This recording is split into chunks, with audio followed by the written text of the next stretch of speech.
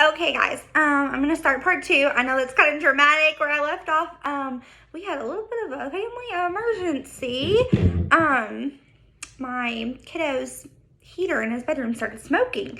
So I left off on page 128 super abruptly, and basically there's a lockdown happening, and Zoe is having this flashback from when she was 4, and this man was trying to peek into their window because they were living in their car. She says, because I know how easy it can be for everything to suddenly become a nightmare. I take a deep breath. But everything's going to be okay. I just have to get to Bryce and Aurora on time. I look around until I find the clock on the wall. 3:20. The seconds are ticking away, far faster than they're supposed to. In front of me, Matt is writing notes back and forth with Calvin Ubator on a single sheet of paper that's sitting on the floor between them. This is super unfair. I know. I have so many more good ideas for topics that I haven't gotten to say yet. Like what? Whether we should colonize Mars? Because sulfur smells so great, right? It would take lifetimes to get to a better planet. Not if we work on building a better rocket engine. The writing keeps going, but I can't keep reading because my hand started to shake and I have to bury it in my opposite elbow.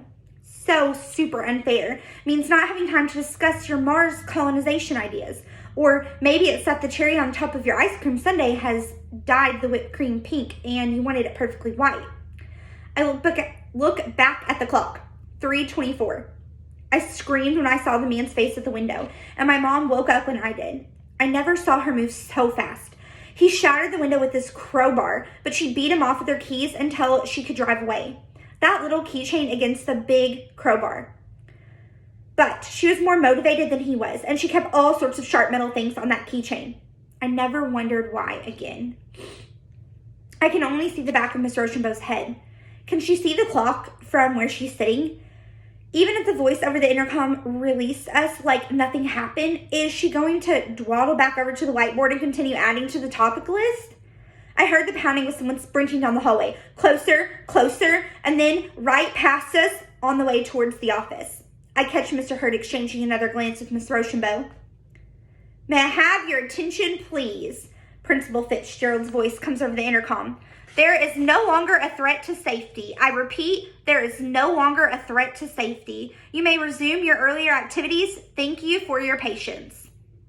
As soon as the intercom clicks off, people are up and talking. What happened? That wasn't a drill, was it?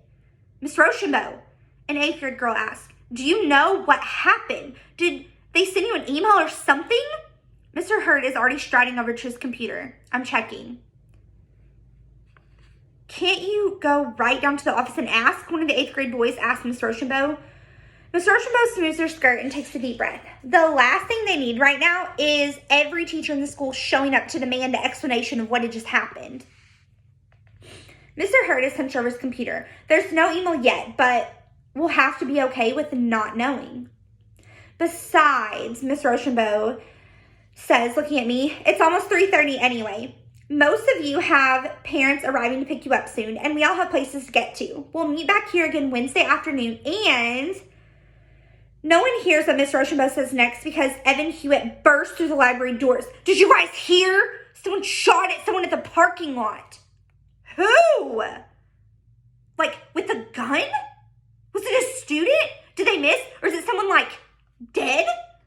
Kids immediately swarm around him, but I sink down into a chair. All I can see is that man's face pressed up against our car window. That split second it takes to go from safe to full-on fight for survival.